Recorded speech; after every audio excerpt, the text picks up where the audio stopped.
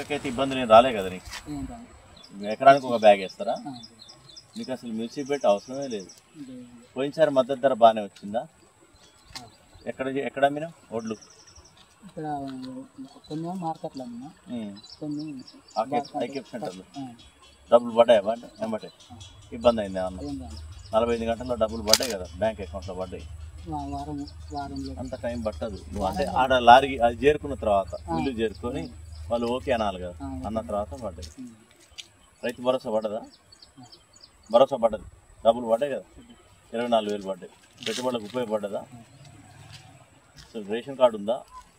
సన్న బియ్యం ఇంటూ రైతు సన్న బియ్యం 3 నెలలకు ఒక్కసారి ఇచ్చి మంచిదైంది కాదు. ఊకే ఊకే కాకుండా ఎంతమంది? నలుగురా మీరు ఇంట్లో? 5?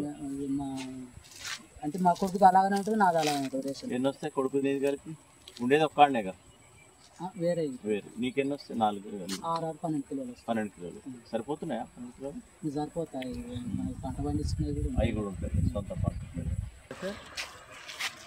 నమస్తే. ఈ మొగిలిపాకాటు వెలువట్టి ఈ కాజ్వే నుంచి పోతున్నాయి నీళ్ళు వెలుగుతుంది ఇక. మరి ఎంత క్లియర్ అన్నారు, వాగు మొదలైంది. ఇది ఇంకా ఆ గ్రామ ఎవరు తహసీల్దార్, మేజిస్ట్రేట్, నీ సిబ్బంది అని రెవెన్యూ కాదు, అన్ని డిపార్ట్మెంట్స్ వాడుకోవచ్చు. పోలీసు కూడా చెప్పు ఎస్ఐ గారు చెప్పి కాన్ఫరెన్స్ పెట్టి కాకపోతే పెట్టమని. మరి ఇది ఆల్రెడీ బైకులతో దాటుతున్నది, ఇబ్బంది అవుతుంది మళ్ళీ ఏమన్నా అయితే. ఓకే.